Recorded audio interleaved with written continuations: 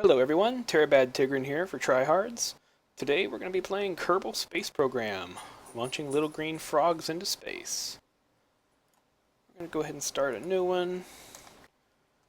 Player name, Tigran. And we'll do this as sandbox.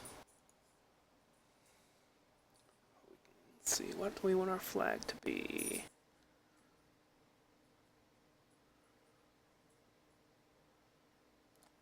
We're just going to pretend we're France.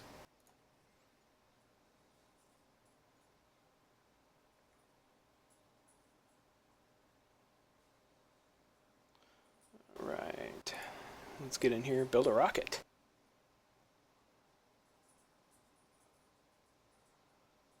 We're going to start out with a standard command pod.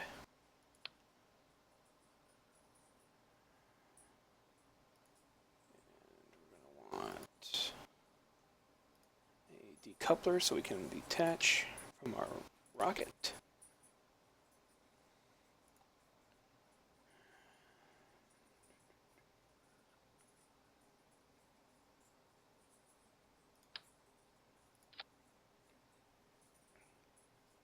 This used to be called the Advanced SAS, so I don't know what they did with that. But they've changed the name. It's still the same thing. I'll be calling it an SAS for a very long time.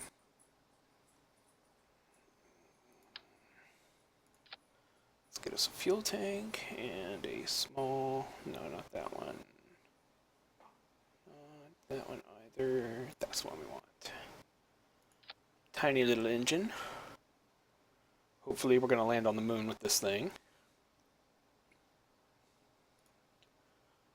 Let's grab another decoupler. We can put on our main stage here. We're going to need bigger rocket. So we'll go with that. Let's have two and move the whole rocket up so we can work on it down here. And let's find...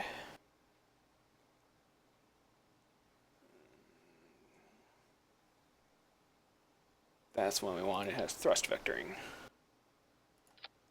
Thrust vectoring is very important. Without thrust vectoring, you're going to have a bad time.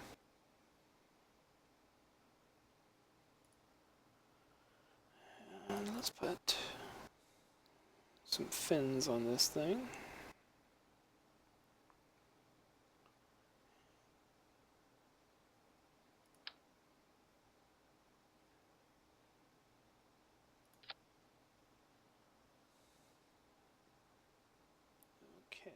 Oh, we can't forget the parachute. I've done that a few times. It does not end well when you forget the parachute. At the very end, you decouple your last stack and then go, oh no! Look what I forgot to do.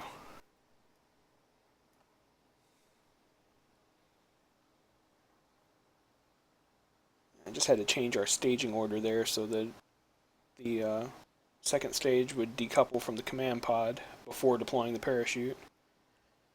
That's a little bit important. Just a little. We need landing stuff. Landing stuff.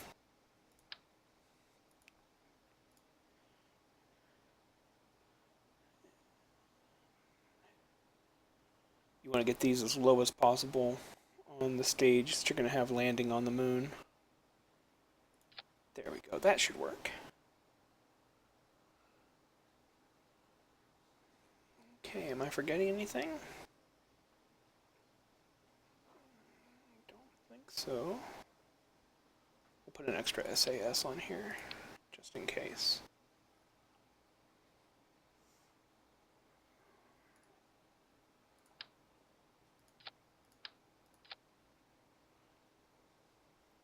Do we want to do boost rockets? Yeah, let's do boost rockets. Well, first we're going to need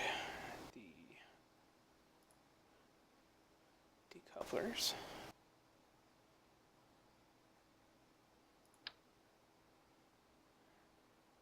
Hopefully we can get boosters to fit within here. If not, then we'll work it out.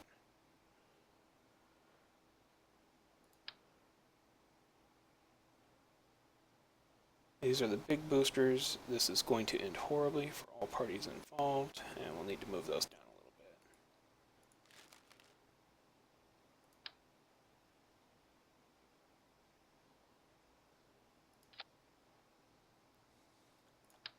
You know how they say this can only end in tears? Yeah, this can only end in tears. Okay, and let's put a nose cone on those. Just to make it a little more aerodynamic. That way it's not having to push as much stuff out of the way.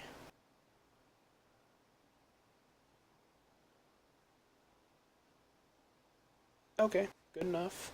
And then we've got our main engine, first stage separation, second stage engine, second stage separation, and our parachute. Okay. What are we going to name this? Kerbal rocket. And we'll save it. And let's go launch.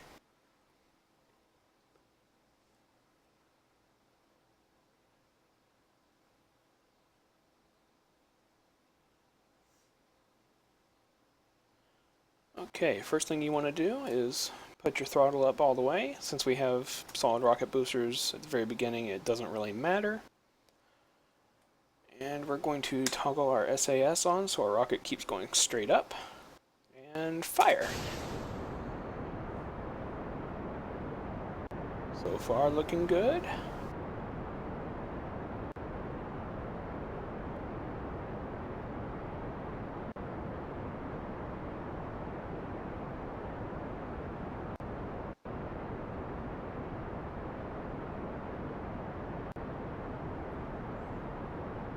The idea here is to conserve fuel by letting the boosters carry us as high as possible before we separate them.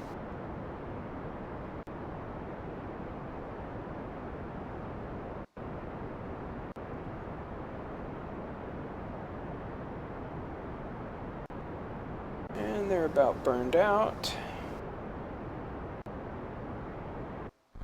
Separate and ignite the second stage. And about here, we want to start pitching over to the right a little bit. We don't want to go too far first, but we want to get over here. I've done a horrible, horrible thing. I've done a horrible, horrible thing. Anyway, we want to get over here and pitch it over about like that and turn the SAS back on. It's not going to give us a great orbit because I screwed up with the roll. But we go into the orbital view, zoom in a little bit, you see our apoapsis is coming up, and it's still increasing. But it's not increasing fast enough, so we want to go a little bit more vertical. About like that. You can see here is our actual direction of travel. That'll start to migrate towards there. Okay, now the apoapsis is increasing faster. We're just going to let the engine burn until this gets up to about 100,000 if we can.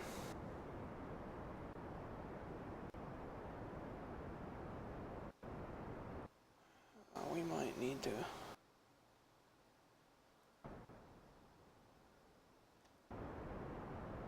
Might need to point a little more up.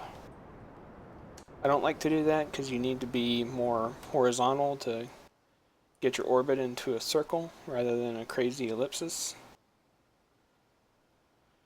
Right now what we're trying to do is get our apoapsis, the highest point we get above Kerbal, to about 100,000 kilometers. Strike that, 100,000 meters.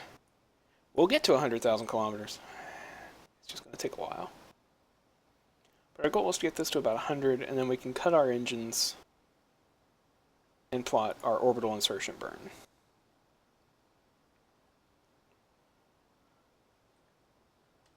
we're at 100,000. When you can, plot your maneuvers at the apoapsis. It's far more efficient for time and fuel. Okay, as you saw, we got a periapsis, which is the lowest point, and the apoapsis and periapsis started to swing around when they're pretty close. Periapsis is about 97.5, apoapsis is at 103. We'll be good with that. So what we want to do now is we're not going to have enough fuel for the whole burn, but this will at least get us started.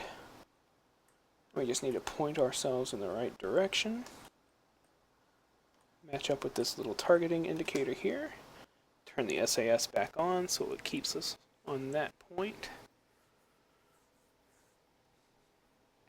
Now when you plot a maneuver, it's assuming that you have the full thrust available at the node. So you have to accelerate a little bit before the node. Otherwise, you're going to come up short on your burn.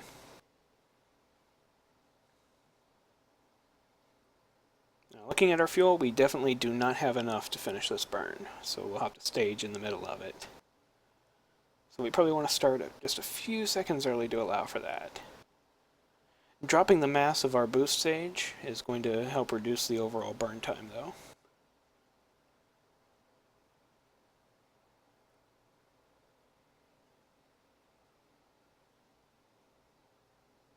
Jebediah looks so happy.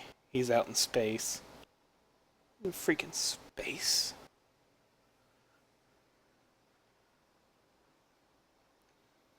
He has no idea how many Jebediah Kerbals I've killed just to get to this point.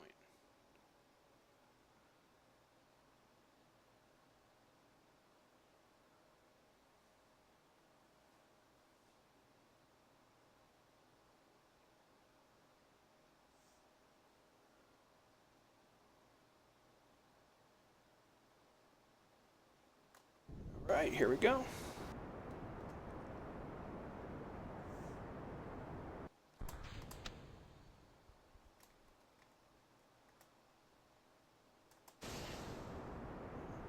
Okay, staging didn't go as smoothly as I expected, but okay, sirrah, sirrah.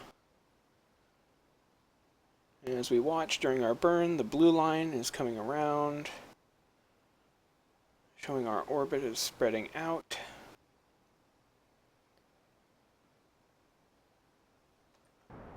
And our target's moved a little bit, so we want to try to catch up to it. Use the caps lock key to put you into fine movement mode so the ship doesn't run away from you.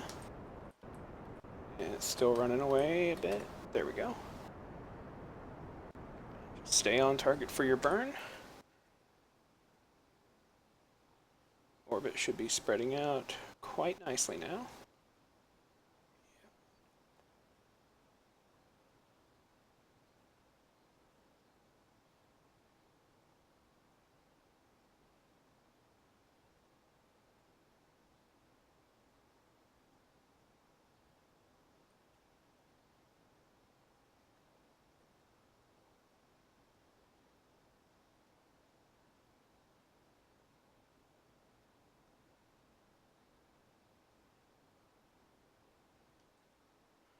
Okay, we missed our burn a little bit.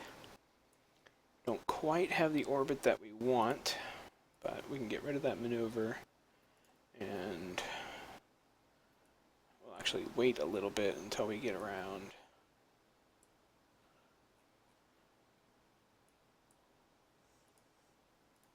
Here will be good.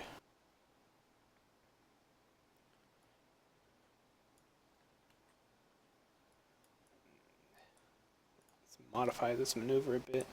What we want to do is kind of sling that orbit around so that Kerbal is centered up on it a bit better.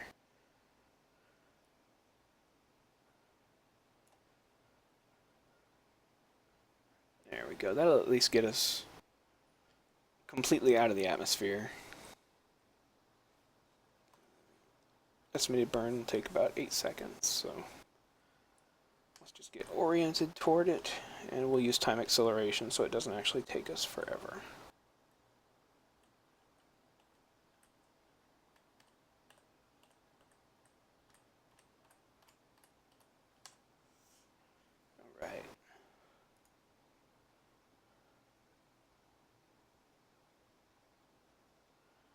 Now you have to be careful when using time acceleration because it's real easy to first overshoot when you're supposed to burn, and secondly, if you collide with something, or if something moves, or if you end up in the atmosphere somehow, you're going to have a bad time. Looking at the amount of fuel we have, we might not make it. At least not for a landing. And if not, que sera, sera, there will be other flights. The Apollo guys didn't land their first time around either.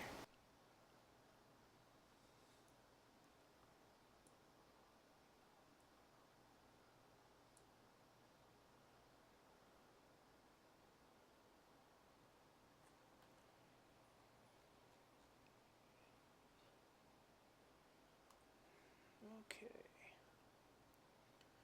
What we're going to do this time is set it up so that the middle of our burn occurs during the node. So we'll start at about 4 seconds prior, and hopefully cut it off at t+4.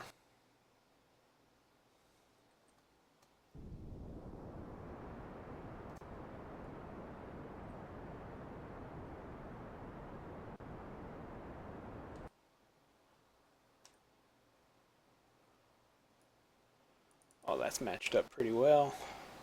Let's get rid of the maneuver and see our actual numbers. Periapsis 120 and apoapsis 286. Alright. Let's zoom out and find the moon. There's the moon. Now the easiest way to create a moon interception is to start with the moon at your right and create a node here. So it'll be just as you're coming up to the moon.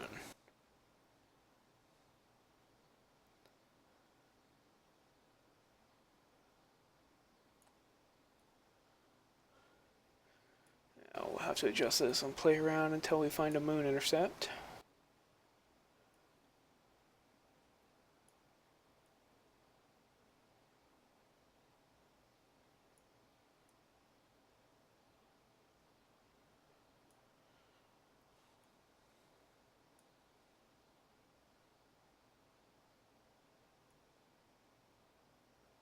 Okay, we've got a moon encounter. And looks like we have... That might actually be a straight moon intercept right there. There we go, yeah, that'll give us a periapsis with the moon. So we will start with this burn. Once we're part of the way there, we'll change it up so that we don't crash into the moon and we don't fly off away from the moon. But again, we're not going to actually land. We don't really have enough fuel for that. Let's get some time acceleration going here. I don't think anyone wants to wait around watching 20 minutes of me blab on about this game.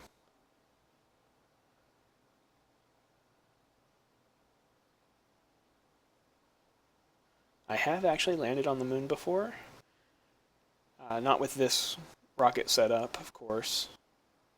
It was in a different saved game.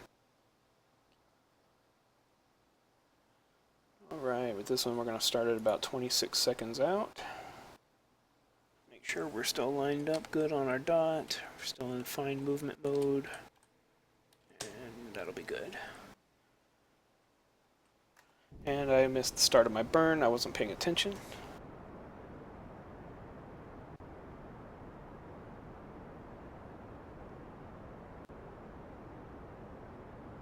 Well, hopefully we got the fuel for this.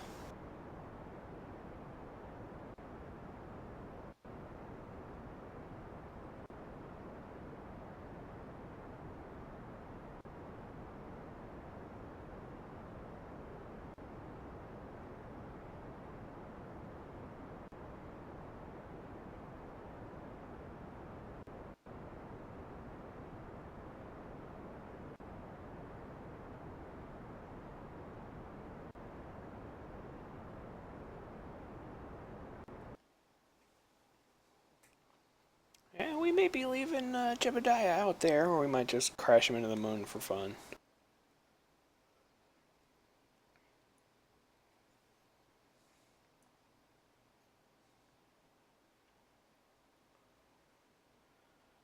Well, looks like we're not even going to make the moon this time. Okay, what we'll do is let Jebediah make an orbit out here, come back to Kerbin, see if we have enough fuel to slow him down so that he can land and go home, see his wife and kids. I don't know if he actually has wife and kids. He may not be smart enough to reproduce.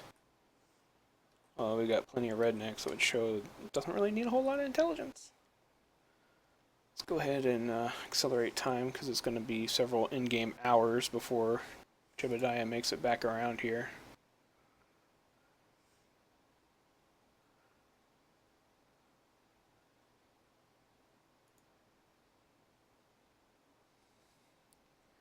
And you got to be careful, because he's going to speed up once he comes back around. So you don't want to be in too fast of a time warp. He's at his slowest at the apoapsis.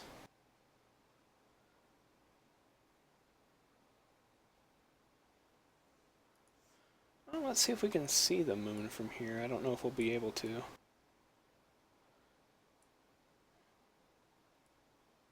Let's see, we got Kerbin that way. Oh, there it is. There's the moon over there. Sorry, moon. I'll catch you next time. Let's fast forward a bit.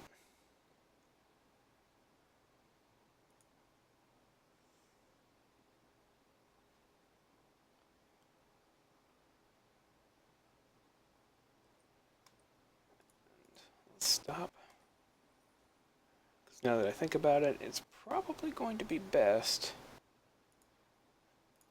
if we just add our maneuver to brake up here. Okay, that'll get rid of our periapsis. And it'll have us land somewhere on the light side, it looks like. It's hard to tell because these will pass through the planet without actually showing that it's passing through the planet. Okay, we don't have to slow down that bad. Let's get ourselves oriented on the target here.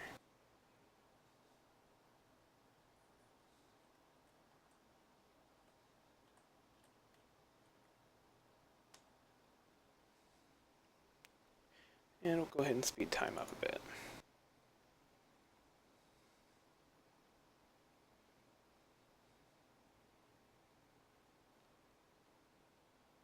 Sorry we weren't able to land on the moon, guys. I've done it before and was hoping to show it off in this video, but just didn't have the fuel this time.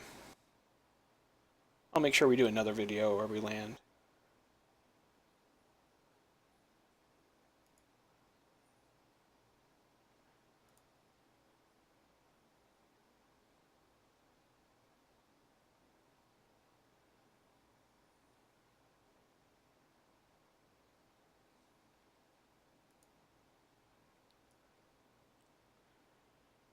And it looks like we're burning toward the moon, but it's actually going to slow us down in our orbit so that it brings us closer to Kerbin.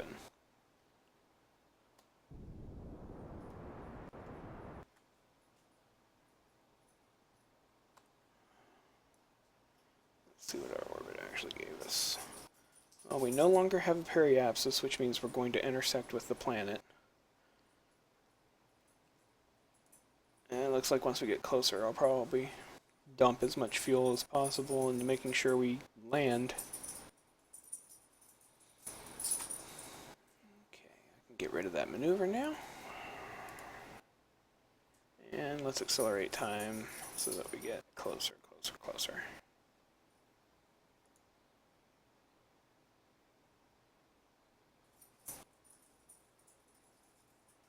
And it gave us our moon encounter. And now we're back to focusing on Kerbin.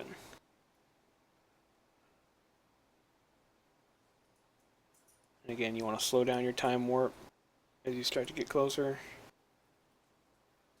You do move much faster when you get closer to the planet.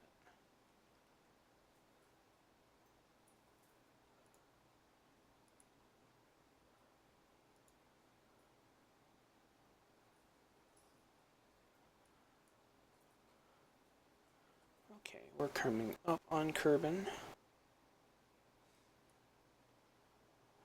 And looks like our orbit's going to bring us down in the light side of the planet. We're dropping pretty fast, though. Even in 1x, we're dropping extremely fast. So that would be toward. Let's find the away. There we go, and we'll just line up on that. And here in a moment, as we start to get close to the atmosphere, I'll start burning to slow us down a little bit. Jebediah is having a ball over there.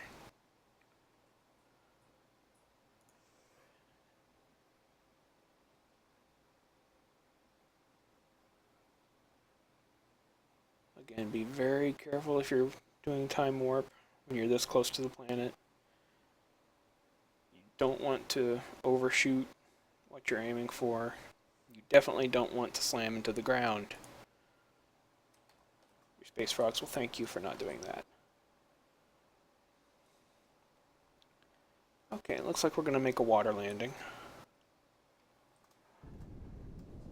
We'll just burn off what extra fuel we have here, slowing down.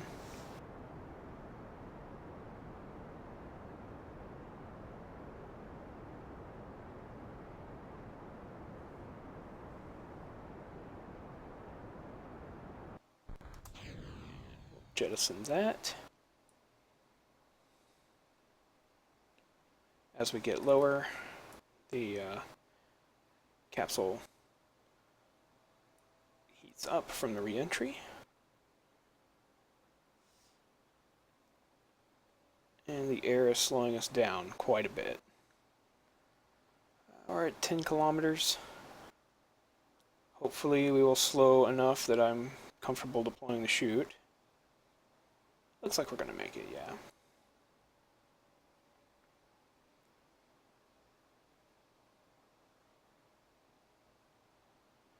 And the thicker air, as you can see from the atmospheric pressure gauge, we're now in the very light blue. Slows us down quite a bit, and we're slow enough we can safely deploy the chute. It'll fully deploy at about 500 meters.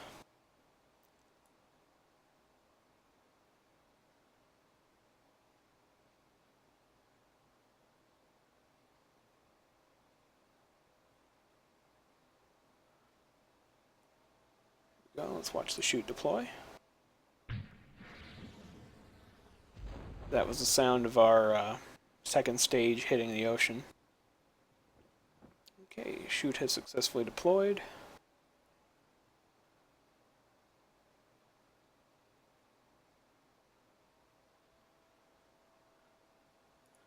Let's see. From his view, all he can see is the sky.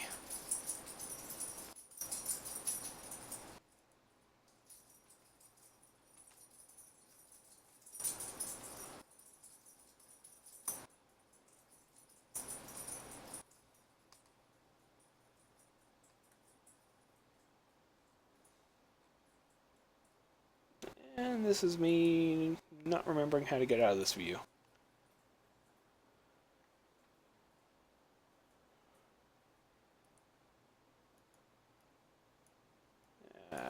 No, hatch isn't interactable.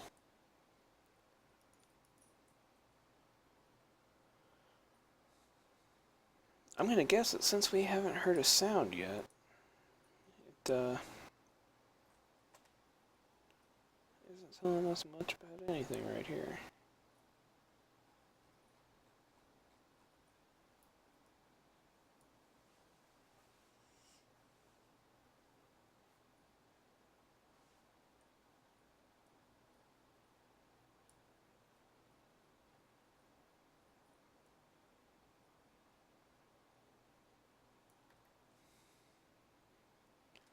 Okay, I'm gonna guess that means that we've landed. Nope, nope, nope. We're gonna go ahead and put the throttle down. There we go. Now we can go back to the Space Center.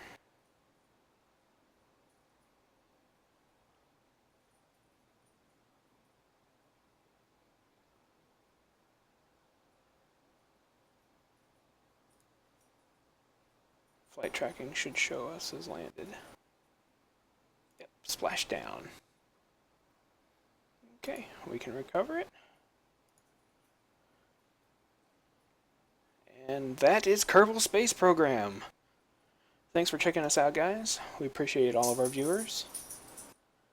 Subscribe, comment, retweet us,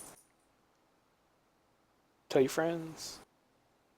We'll be here doing these videos as often as we can. We're still working on a release schedule.